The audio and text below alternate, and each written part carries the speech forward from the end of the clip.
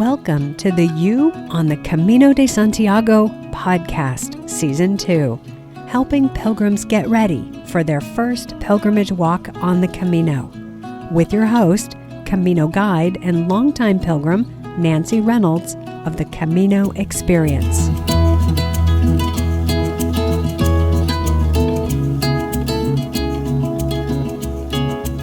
Doing the Camino de Santiago will require you to be outdoors walking for hours each day.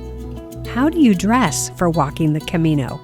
And what will you wear when you're not walking in the evenings? How do you protect yourself from the elements? What gear will you need for walking? We are going to look at all of that. Our goal here is to be sure you have the right clothes for the job, which means the right clothes for the weather you are likely to encounter while on the Camino.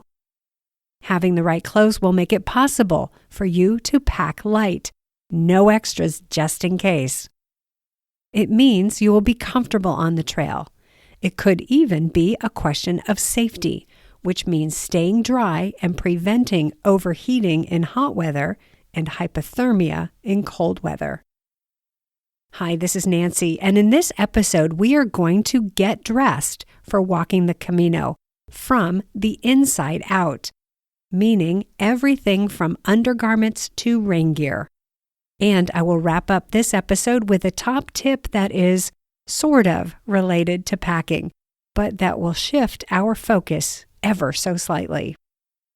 You may have noticed that on all these topics on getting ready to walk the Camino, I don't give you, the short answer.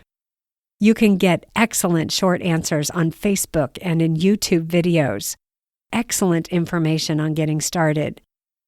What you get here with the You on the Camino de Santiago podcast is, the long answer. I do that because I want to invite you to take your time, evaluate your options, and ultimately create the Camino experience that is right for you. It goes back to one of the top tips I shared with you in Season 1. Don't rush the start. By taking our time during the getting started and getting ready phases, we can approach the Camino in a more mindful way, thoughtfully crafting what will be for many people a once-in-a-lifetime experience. And since you will never again get a first Camino, why not enjoy the process?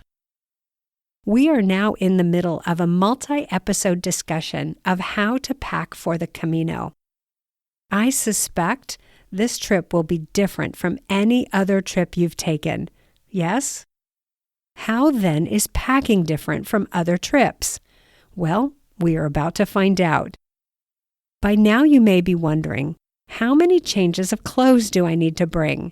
How many pairs of socks and knickers or underwear? What do I wear when I'm not hiking?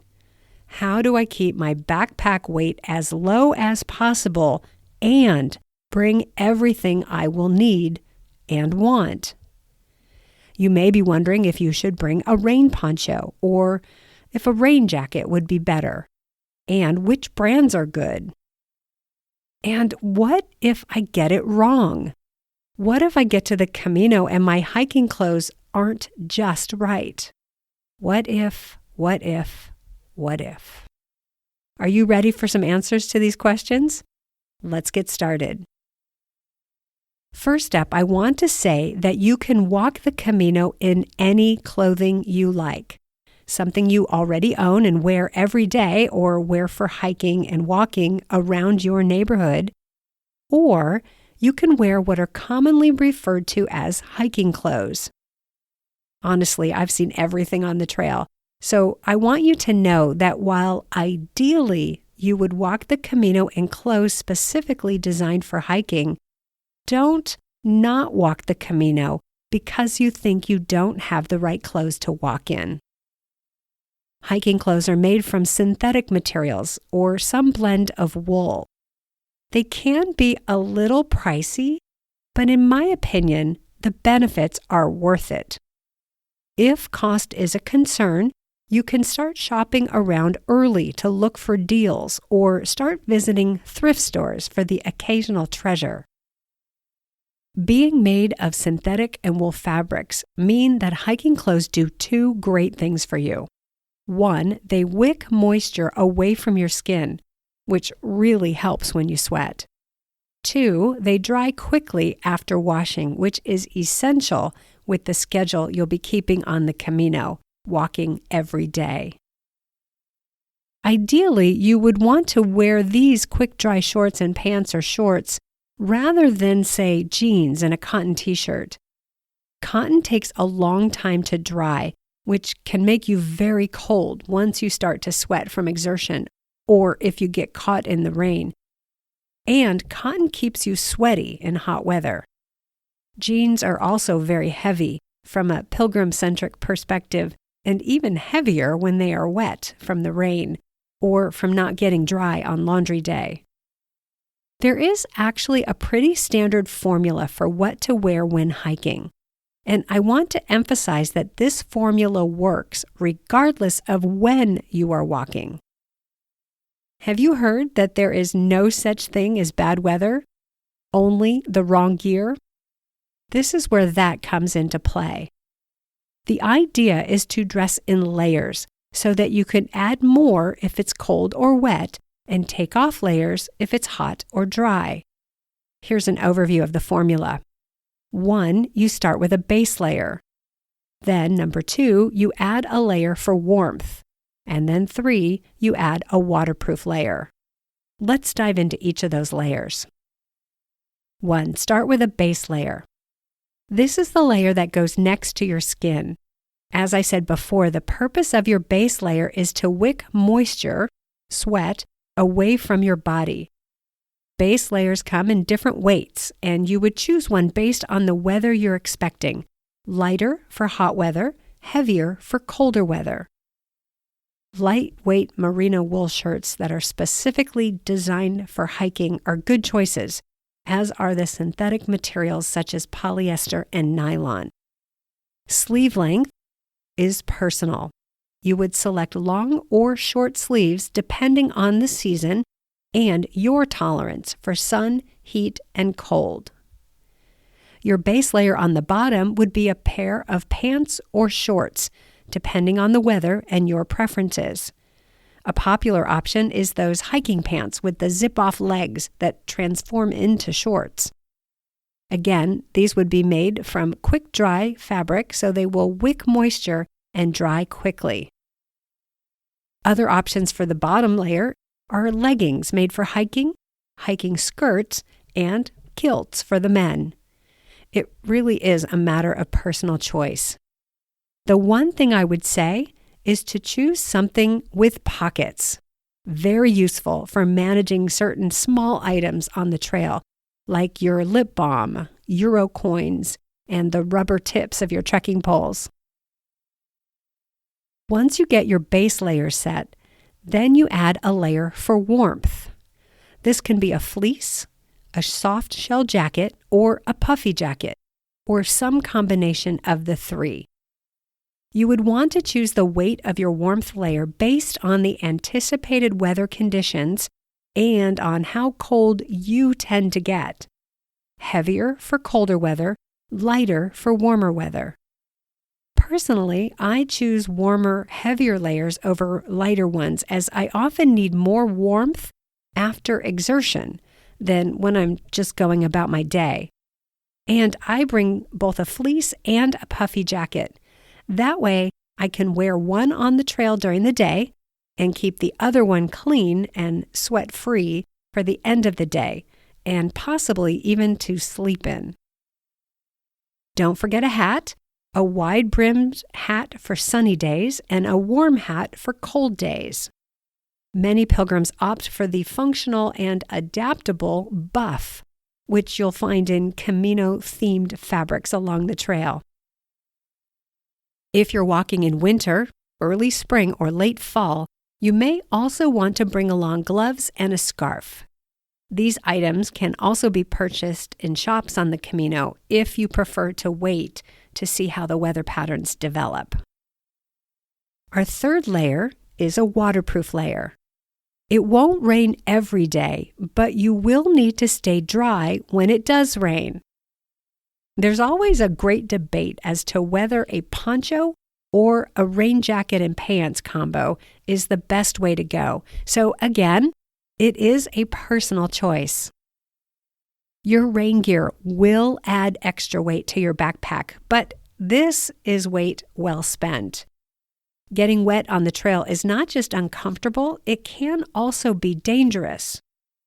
If you were to get caught out in the rain, in the cold, without rain gear, kilometers away from the next town or village, you could find yourself in a life-threatening situation. Rain gear is definitely worth its weight. Let's look at the pros and cons of your rain gear options. First, a waterproof poncho. Many pilgrims opt for a poncho because it will cover and keep everything dry and protected. The poncho goes over you and your backpack and protects you down to about your knees. Ponchos are typically less expensive than waterproof rain jackets, coming in around, say, 60 euros for a high-quality poncho. And you do want to invest in a good poncho. The small, lightweight, flimsy, cheap ponchos you pick up at the drugstore will last you about an hour on the Camino and even less in heavy rain, and they won't keep you dry. There are a couple of cons or negatives with ponchos. From what I've seen, it looks like it's a bit of a production to get a poncho on and over your backpack. It requires a lot of maneuvering to get it in place and often requires help from another person. Same with getting it off. If you're walking in high winds, the poncho can become a bit like a sail, blowing around and away from your body and allowing rainwater to get to you. Wind happens on the Camino, unpredictably of course, so there's really no guarantee if this will be an issue for you. The last thing to mention about ponchos is that because they cover only to the top of your legs, you will also want a strategy for keeping your legs and feet dry. More on this in a moment. I am a rain jacket girl, so let me talk about that option next. I love my waterproof rain jacket because it keeps me nice and dry, and it's easy to get on and off.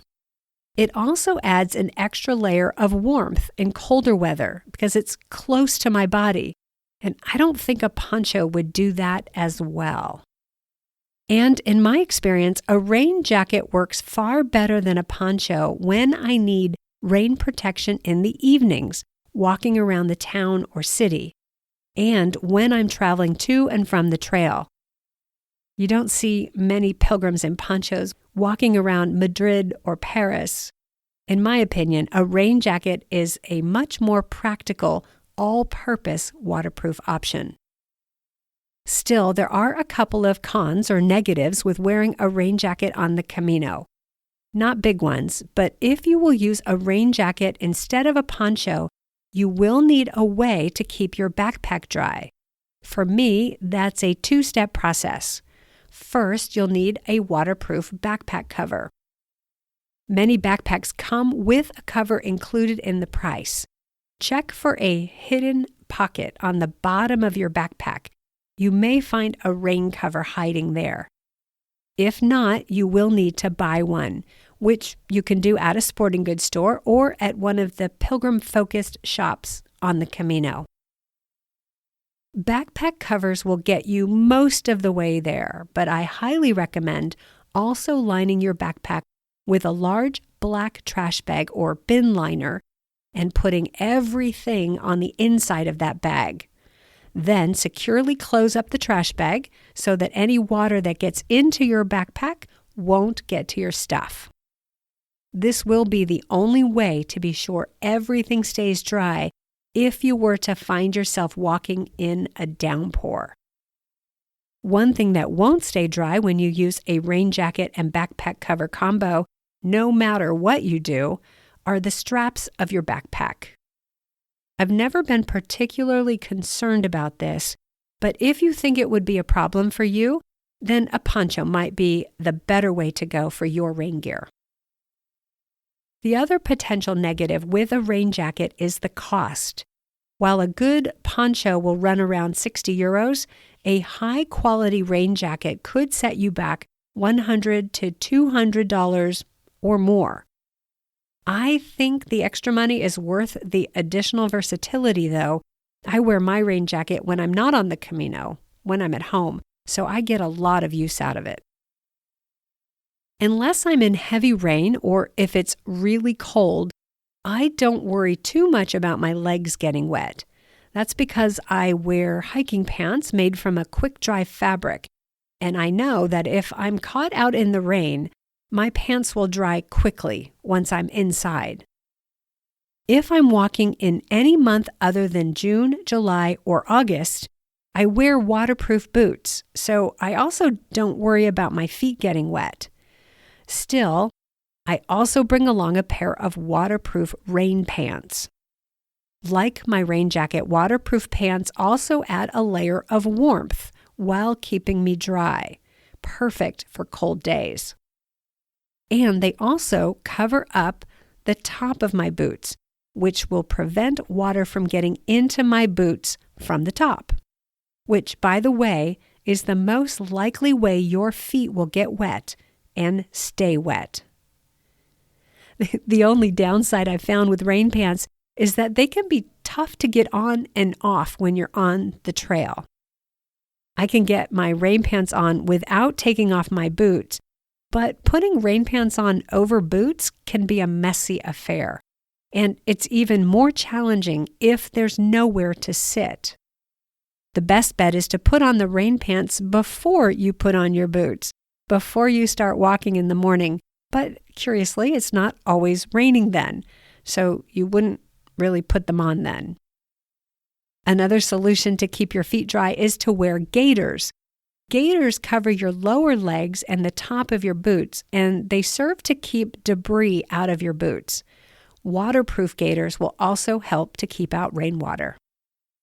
If you're on a budget, gaiters will be cheaper than rain pants, and they'll be lighter.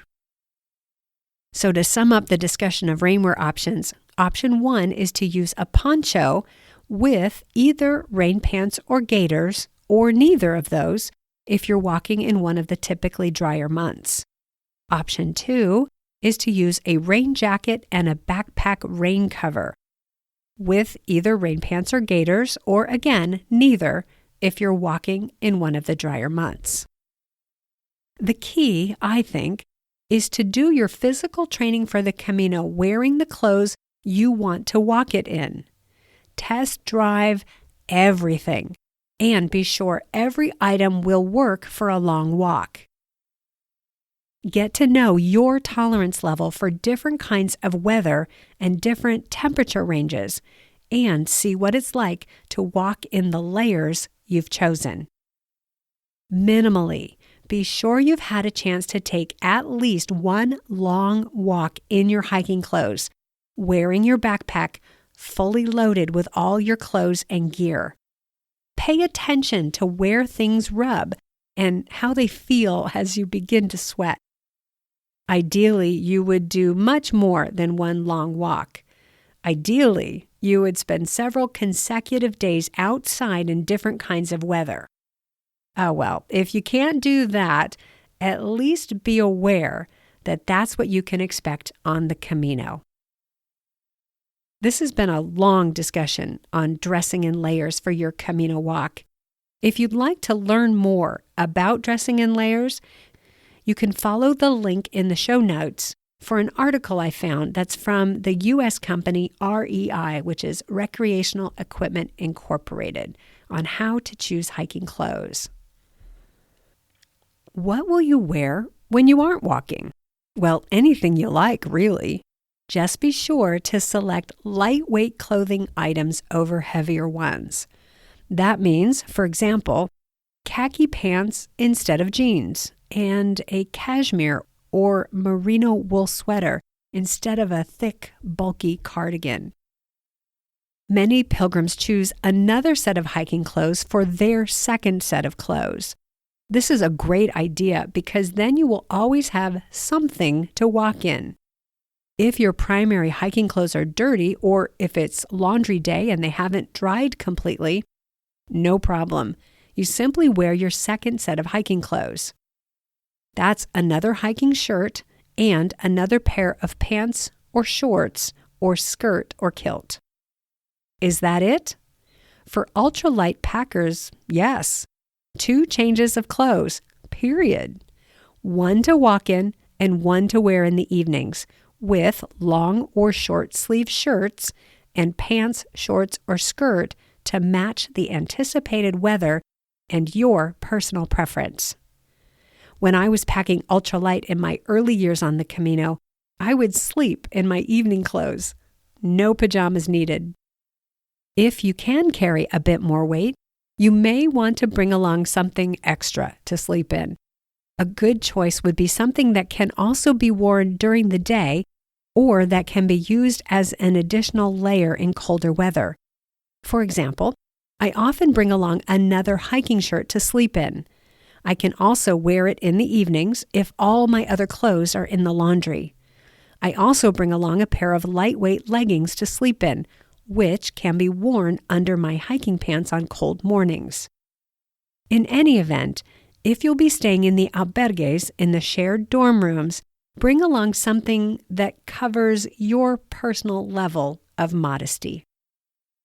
You may also want to bring along something to wear in the larger cities, something a bit more presentable than the standard pilgrim fashion.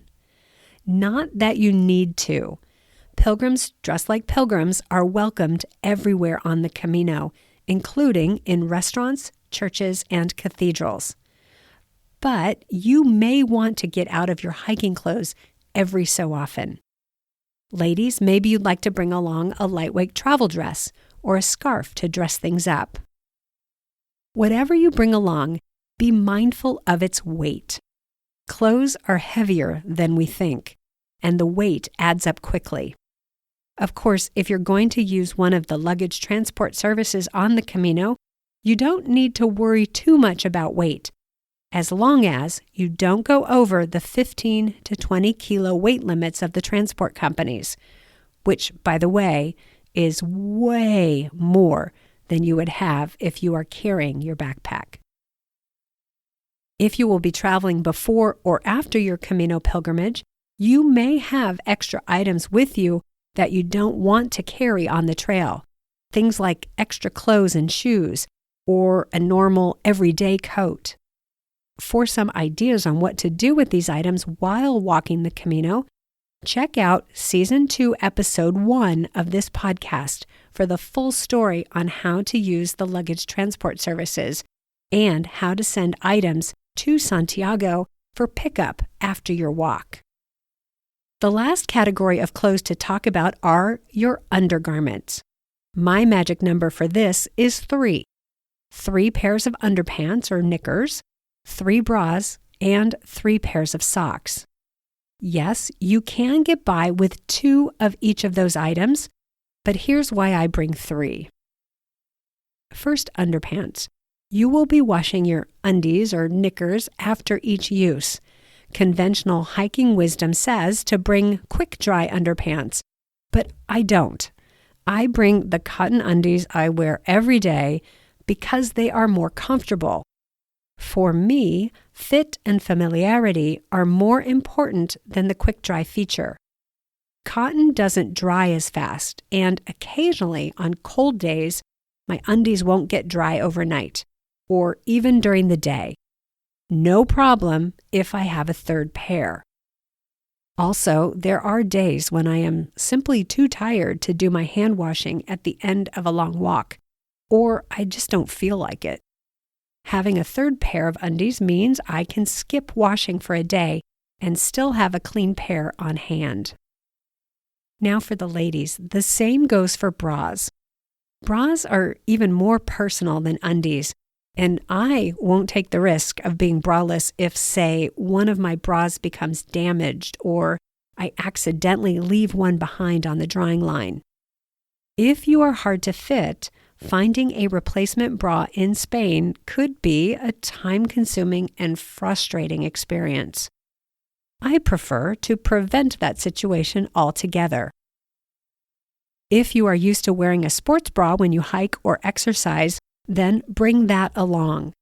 If not, you can hike in whatever you usually wear every day. The key is to have something that can be easily hand-washed, that will dry quickly on the line, and that can be folded up and squashed in your backpack. Next up are socks. Again, I bring 3 pairs, 2 to wear and switch out throughout the day when I take breaks, and 1 for the evenings. Part of my blister prevention plan is to stop, take off my boots and socks, and air out my feet every hour or so. At the end of each break, I put on a different pair of socks and hang the sweaty pair on the outside of my backpack to dry. And then, after my after-walking shower, I put on my 3rd pair, which is another pair of hiking socks, but one that is clean and dry. This 3rd pair is my backup pair for the trail, in case something doesn't get dry on laundry day. Let's sum this up. If you will be packing ultralight, you can get by with just 2 changes of clothes, 2 tops and 2 bottoms, plus 2 to 3 each of all your undergarments. If you are okay carrying a little extra weight, you can add in additional items and have some variety in your Camino wardrobe. If you're using a luggage transport service, you can pack just about whatever you like, as long as the bag doesn't exceed the weight limits. Have you noticed that I haven't mentioned any brand names when talking about clothing and rain gear? That's because, in my experience and opinion, the brand you choose is less important than if the items have the features and benefits you need for walking the Camino. There are many good, reputable brands out there. All will offer some combination of the features discussed so far: quick dry, lightweight, specific fabrics. Each will fit a bit differently, and that's where you come in. We are all so different. What works for me may not work for you, so test driving your clothing and gear is an essential step in preparing for the Camino. Now let's go to this episode's top tip. Here it is. Walking the Camino is about so much more than your packing list. It's about more than finding the right socks and backpack and deciding if you should use trekking poles. More than figuring out how long it will take, how much it will cost, and how to get to your starting point as directly and cheaply as possible. Walking the Camino is about you, about what you want for your life, and if you are brave enough to go after it. I think you are, and I'm here to help you find and nurture that courage, step by step, as you plan, prepare, and walk the Camino de Santiago. This is a big thing you want to do. Walking the Camino is a transformational experience. It's time spent going deeply into the present moment, walking with the sacred energy of the earth at a pace that slows the mind and opens the heart.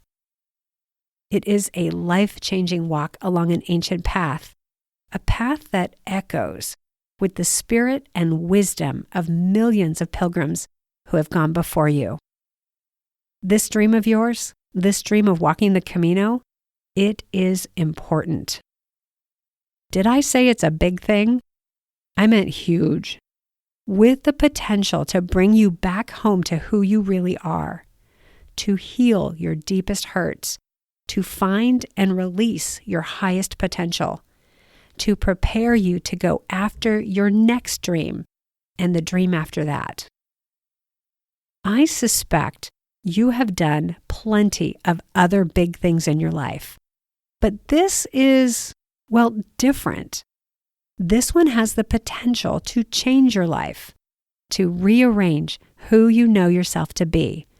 And oh gosh, it looks like it's going to be quite an adventure.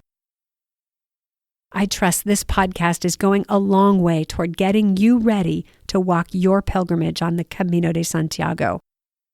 I would also like to invite you to join one of the groups I'll be leading this year in May and September as a way to get you started on this journey. We will work together to discover and then pay close attention to what you want for a once-in-a-lifetime pilgrimage, to answer all of your questions so you're ready to go, to connect you with a small group of other first-time pilgrims before you leave for your walk, to nurture the determination and courage you need, and I believe you already have, to do this trip. And then we will walk together for the first 4 days on the trail from Saint-Jean-Pied-de-Port, France to Pamplona in Spain. You can find out all the details at my website, thecaminoexperience.com. That link is in the show notes for this episode.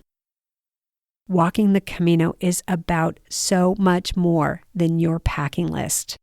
What will your Camino be about?